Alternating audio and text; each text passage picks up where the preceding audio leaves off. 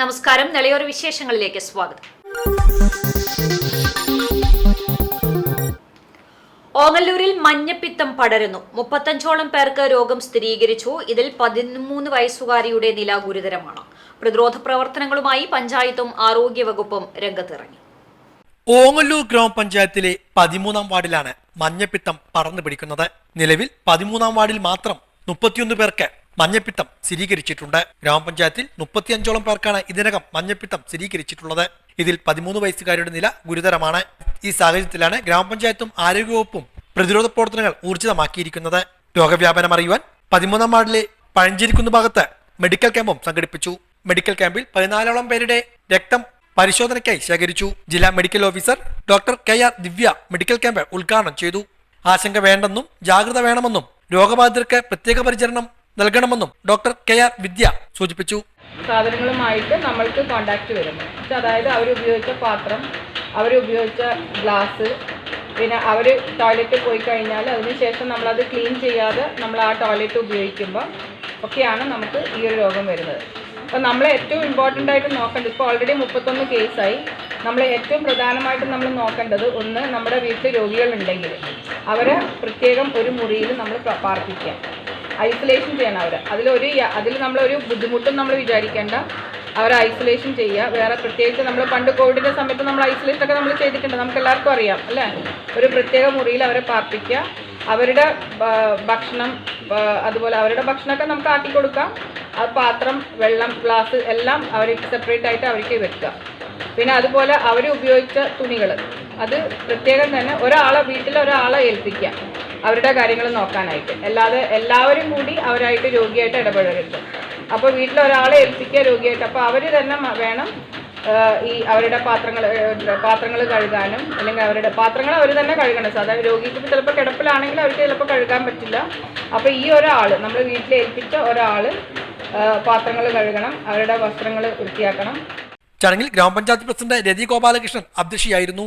സ്ഥിരം സമിതി അധ്യക്ഷ ജലജ ശശികുമാർ, പഞ്ചായത്ത് അംഗം മുജീബുദ്ദീൻ, കൊപ്പം മെഡിക്കൽ ഓഫീസർ ലീനാകുമാരി, ഓങ്ങല്ലൂർ കുടുംബാരോഗ്യ കേന്ദ്ര medical officer doctor Sreekumar, health inspector Manoj Kumar, health supervisor Gopinath, Koppam health inspector Aji Anand തുടങ്ങിയവരും പങ്കെടുത്ത് സംസാരിച്ചു.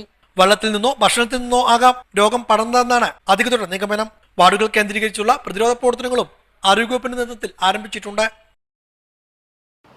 ഭാരതപ്പുഴയ്ക്ക് കുറുകെയുള്ള രണ്ടാമത്തെ റെയിൽവേ പാലത്തിന്റെ ഗർഡറുകൾ മാറ്റുന്ന പ്രവൃത്തികൾ ആരംഭിച്ചു. നിർമ്മാണ പ്രവൃത്തികളോടനുബന്ധിച്ച് 22, 24, 26 ദിവസങ്ങളിൽ വൈകിട്ട് 6 മുതൽ 9 മണി വരെ ട്രെയിൻ ഗതാഗതം നിർത്തിവെക്കും. 2 ആഴ്ച മുൻപാണ് പഴയ റെയിൽവേ പാലത്തിന്റെ ഗർഡറുകൾ മാറ്റുന്ന പണി അവസാനിപ്പിച്ചത്. ഇപ്പോൾ സമീപത്തുള്ള പാലത്തിന്റെ ഗർഡറുകൾ മാറ്റുന്ന പണി സേലം ആസ്ഥാനമാക്കിയുള്ള DR ഇൻഫ്രാസ്ട്രക്ചർ കമ്പനിയാണ് ഏറ്റെടുത്തിരിക്കുന്നത്. ഗർഡറുകൾ മാറ്റുന്നതിനു വേണ്ടി താൽക്കാലികമായി കല്ലും മണ്ണുമിട്ട് ഭാരതപ്പുഴയ്ക്ക് കുറുകെ വീണ്ടും താൽക്കാലിക റോഡ് നിർമ്മിച്ചിട്ടുണ്ട്.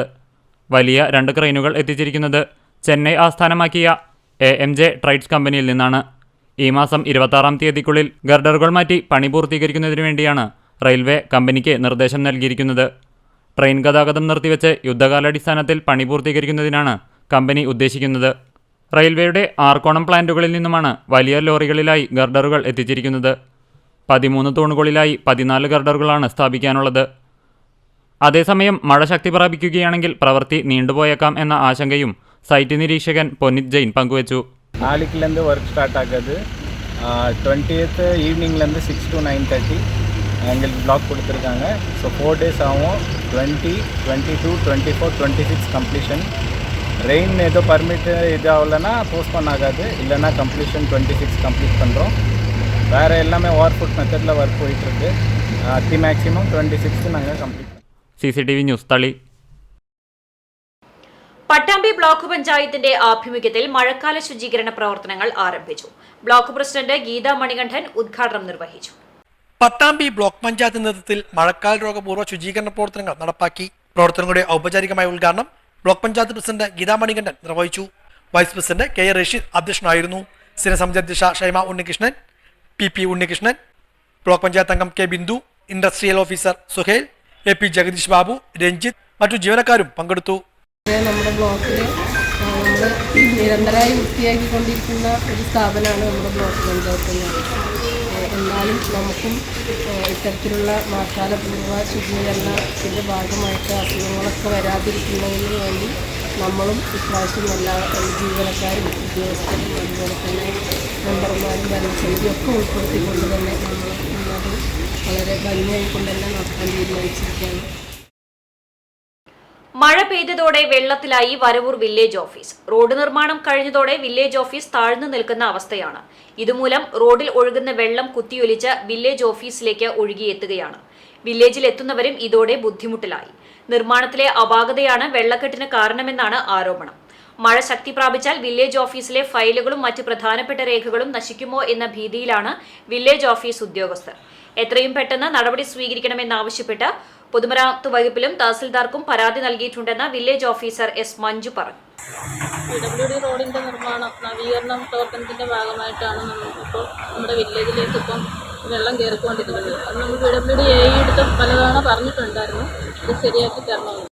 ധാരാളം പൊതുജനങ്ങൾ പ്രായമുള്ളവരും ഒക്കെ വരുന്നതാണ്. അതോടൊപ്പം തന്നെ ഈ വെള്ളം കയറി കഴിഞ്ഞാൽ നമ്മുടെ ഇപ്പം വില്ലേജിനകത്തേക്ക് വെള്ളം കയറി കഴിഞ്ഞാൽ നമ്മുടെ പ്രധാനപ്പെട്ട രജിസ്റ്ററുകളെല്ലാം കേട് സംഭവിക്കും. അത് വളരെ പ്രശ്നമായിട്ടുള്ള ഗുരുതരമായൊരു പ്രശ്നമാണ്.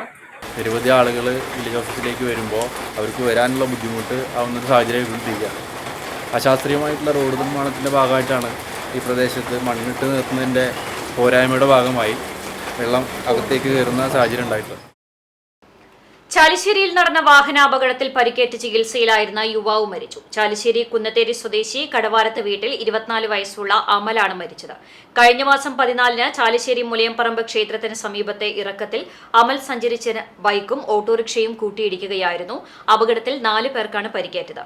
പെരുമ്പിലാവ് ഭാഗത്തു നിന്നും വരികയായിരുന്ന ഓട്ടോറിക്ഷ നിയന്ത്രണം വിട്ട് എതിർദിശയിലേക്ക് നീങ്ങിയതോടെ ചാലിശ്ശേരി ഭാഗത്തു നിന്നും വരികയായിരുന്ന ബൈക്ക് ഓട്ടോറിക്ഷയിലേക്ക് ഇടിച്ചു കയറുകയായിരുന്നു.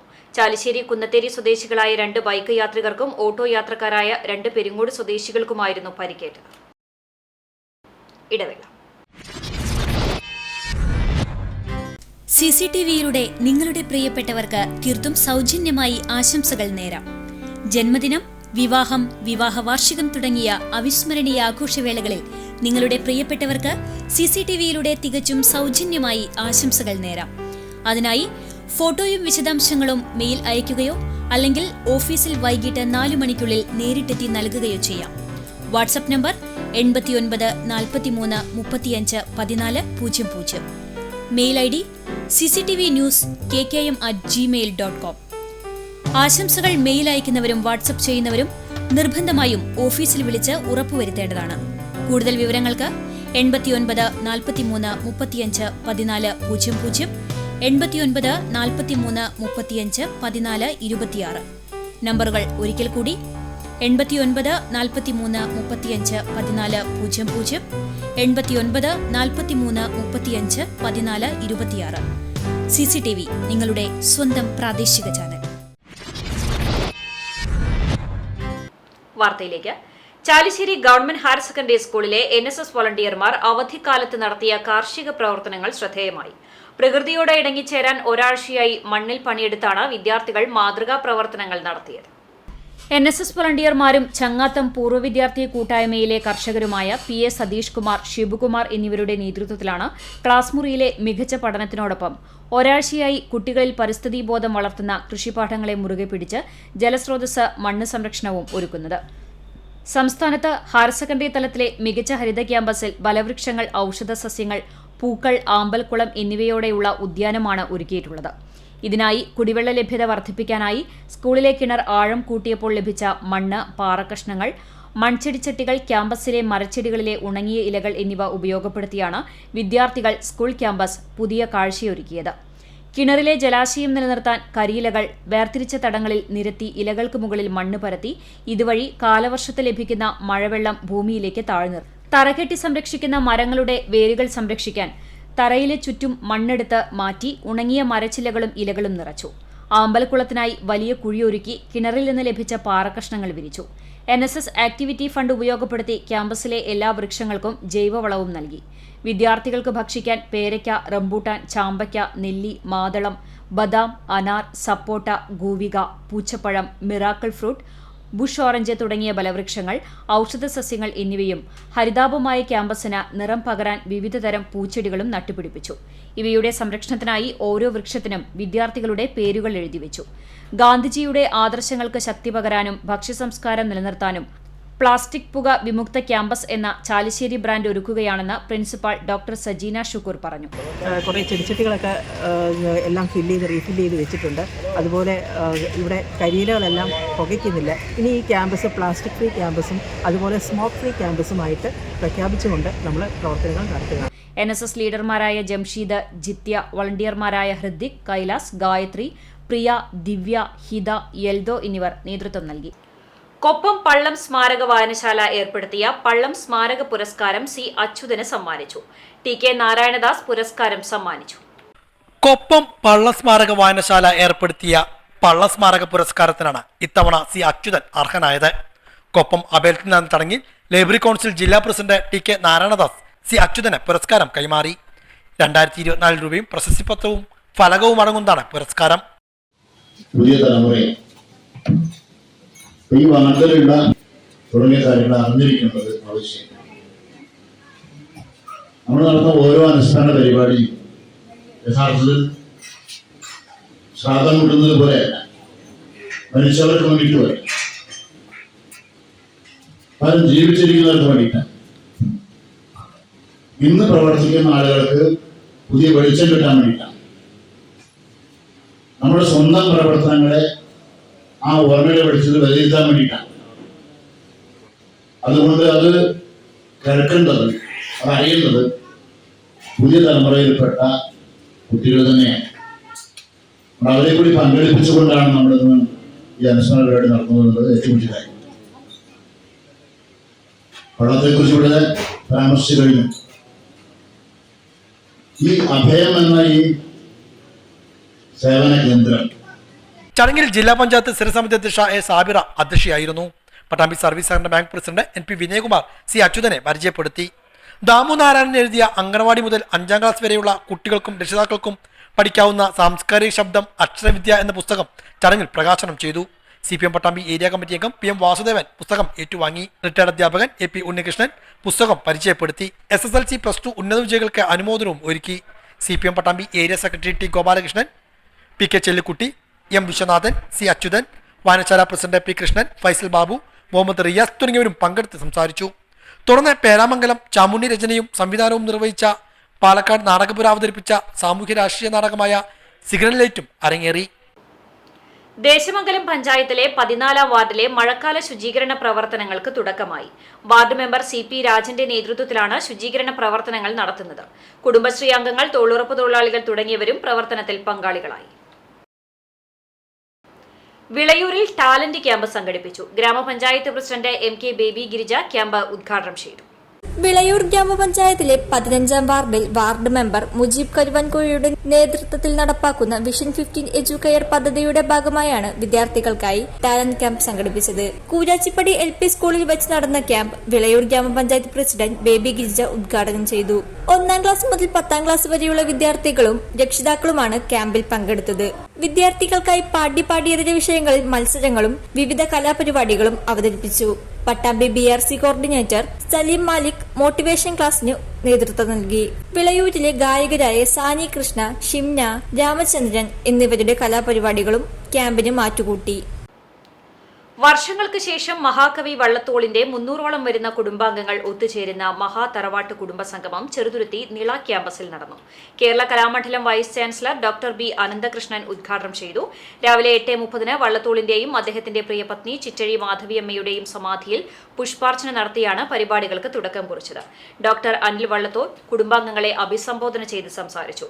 ചടങ്ങിൽ 84 വയസ്സ് കഴിഞ്ഞ മുതിർന്ന അംഗങ്ങളെയും വിവിധ മേഖലകളിൽ കഴിവ് തെളിയിച്ചവരെയും ആദരിച്ചു. വള്ളത്തോൾ തറവാട്ട് ഡയറക്ടറിയുടെ പ്രകാശനവും നടന്നു. ഉച്ചഭക്ഷണത്തിന് ശേഷം കുടുംബാംഗങ്ങൾ അവതരിപ്പിച്ച വിവിധ കലാപരിപാടികളും അരങ്ങേറി. സംഘാടകരായ വള്ളത്തോൾ ധരധ്വജൻ, വള്ളത്തോൾ രവീന്ദ്രനാഥ്, വള്ളത്തോൾ നന്ദകുമാർ, ഡോക്ടർ അനിൽ വള്ളത്തോൾ, ഡോക്ടർ വിനോദ് വള്ളത്തോൾ, രതി മേനോൻ എന്നിവർ സംസാരിച്ചു. പൊതുമരാമത്ത് വകുപ്പിന്റെ റോഡ് നിർമ്മാണത്തിലെ അപാകത മൂലം ദുരിതത്തിലായി വാഹനയാത്രികരും കാൽനടയാത്രികരും. ചിറ്റണ്ട തലശ്ശേരി പാതയിൽ വരവൂർ പുളിഞ്ചോടിന് സമീപം പുതിയതായി അന്താരാഷ്ട്ര നിലവാരത്തിൽ നിർമ്മാണം കഴിഞ്ഞ പാതയിലാണ് വെള്ളക്കെട്ട് മൂലം യാത്ര ദുർഘടമായത്. വെള്ളച്ചാൽ നിർമ്മിക്കാത്തതാണ് വെള്ളക്കെട്ട് അനുഭവപ്പെടാനുള്ള കാരണം. എത്രയും പെട്ടെന്ന് റോഡിന്റെ വശം കാന നിർമ്മിച്ച് അപാകത പരിഹരിക്കണമെന്നാണ് നാട്ടുകാരുടെ ആവശ്യം. ഇതോടെ നിലയോര വിശേഷങ്ങൾ സമാപിക്കുന്നു. നമസ്കാരം.